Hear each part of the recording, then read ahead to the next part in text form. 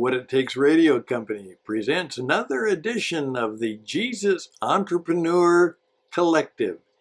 This is the program just for you.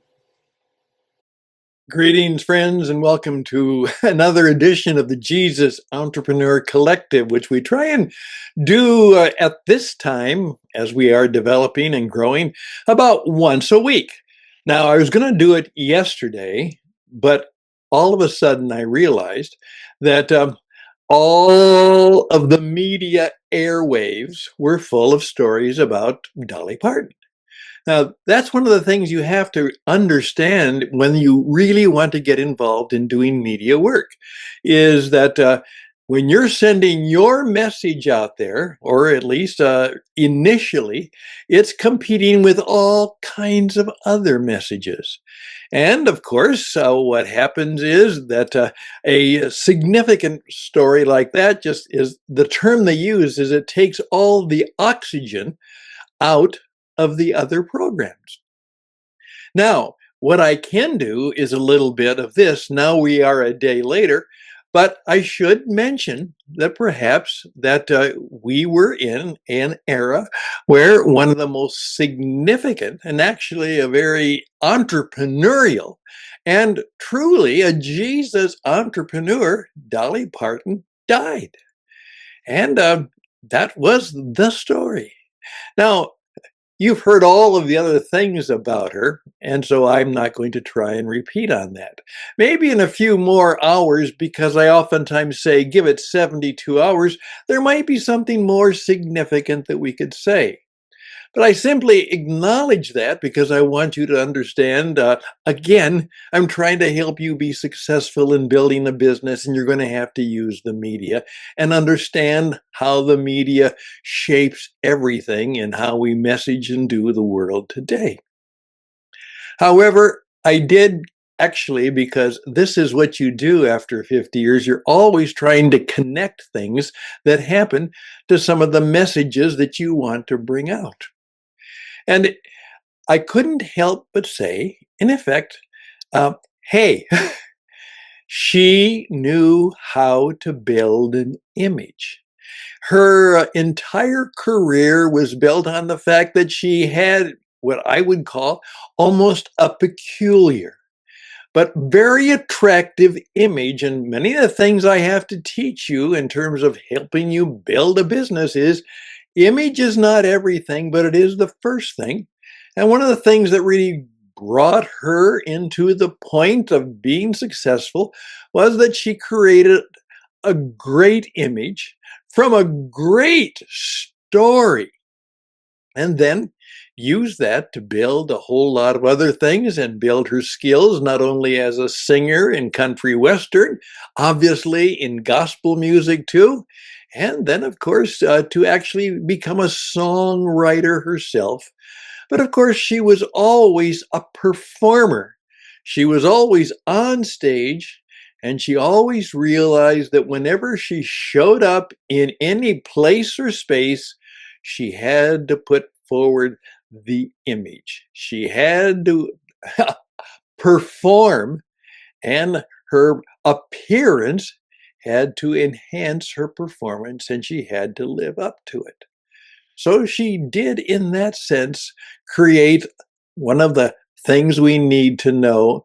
And that was part of what I was going to talk about yesterday is, here we go.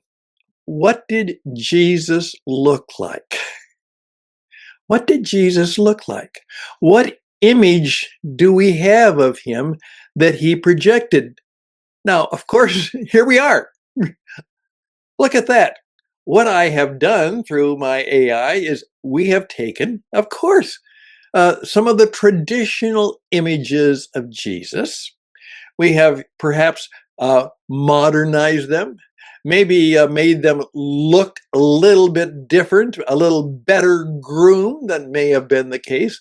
But obviously what happens when you look at that, most of you see what we have done is that we have attempted to picture Jesus in a framework that would connect to you as a entrepreneur, as a performer, as a person who is trying to make it in the business world.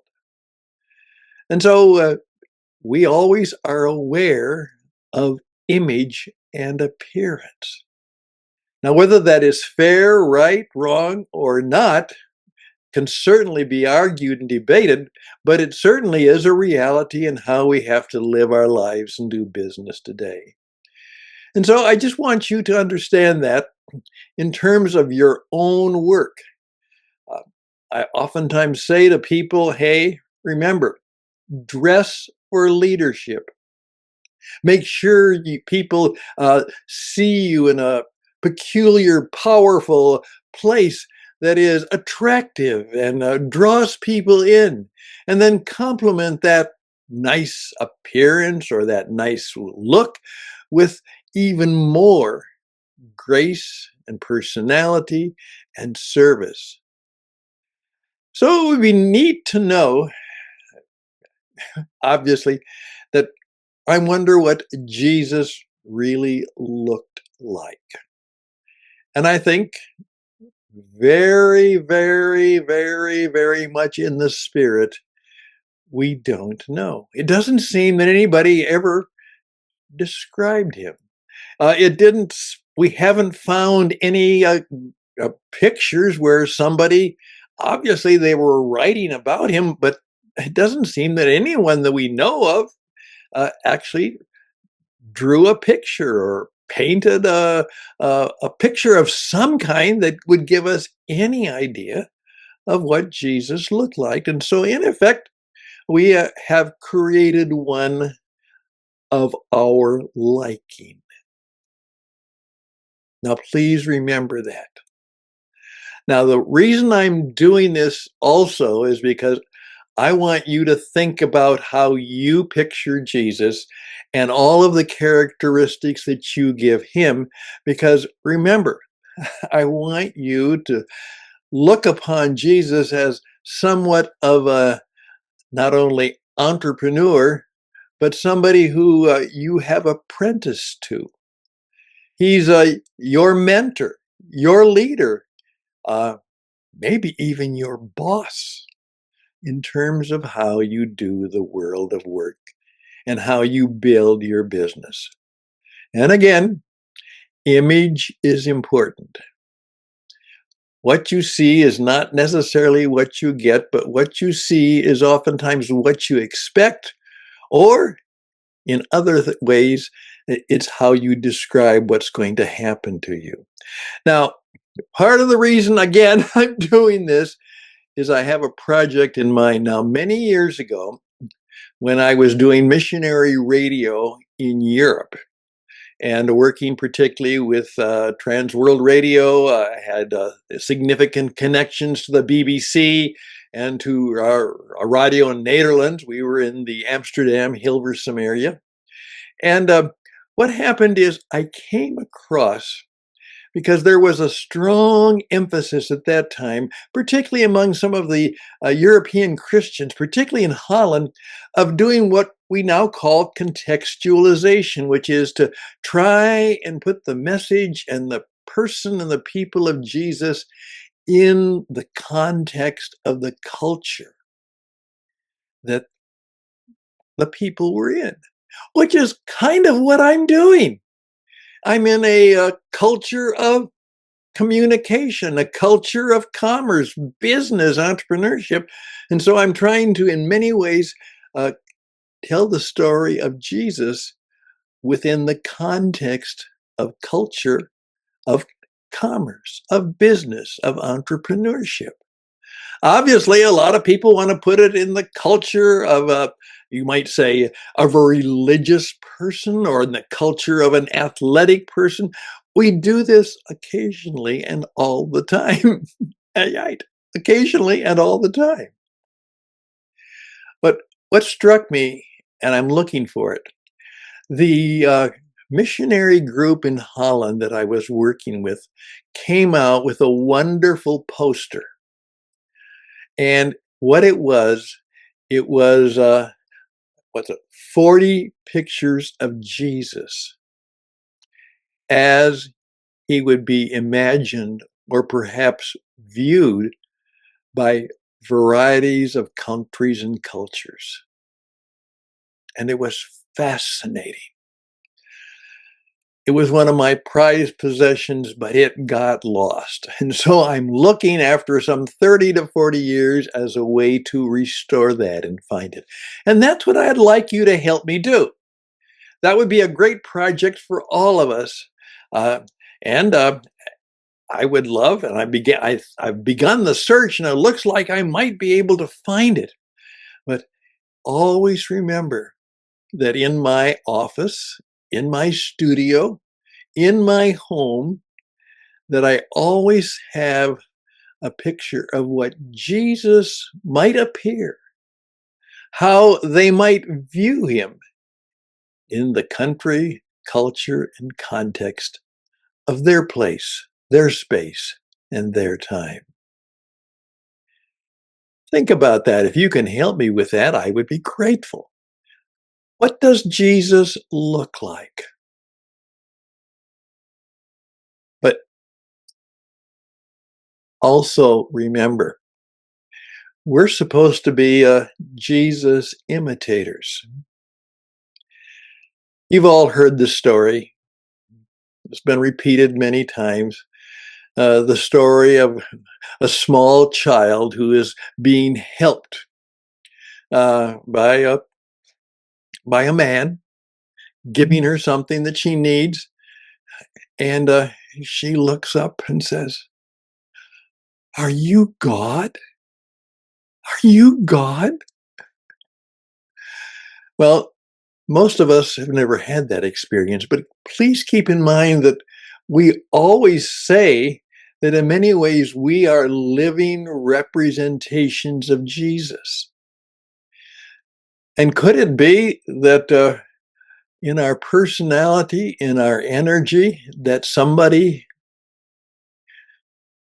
might mistake us for being like Jesus? As one person said to me, "Stan, remember, you may be the only Jesus they see. You might be the only Jesus they see or experienced."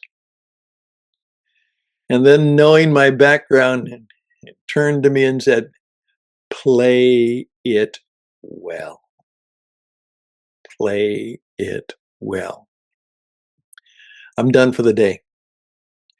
Um, if you can help me find that picture, I would be very grateful.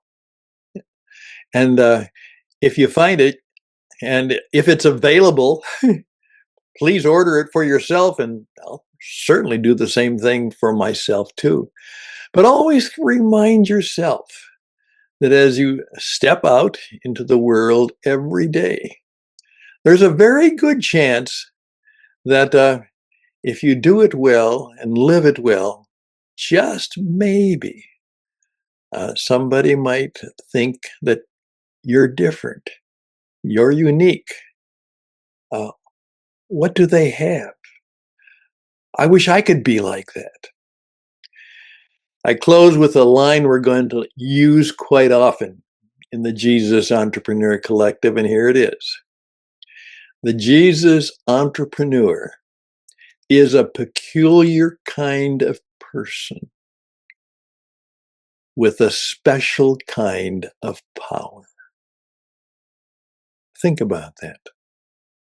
Most of us don't want to be peculiar. Oh, I think many of us would, and maybe we should.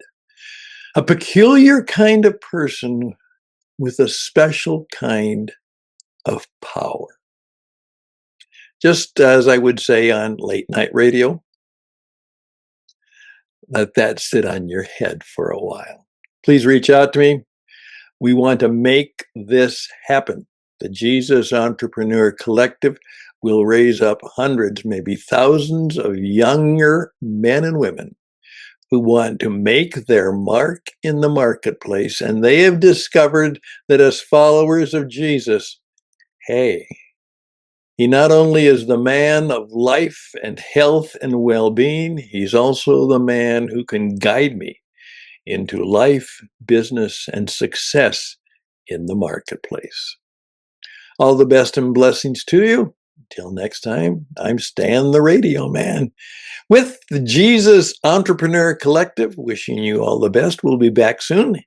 Take care. Stan at witradio.net, Stan at witradio.net, and bye for now.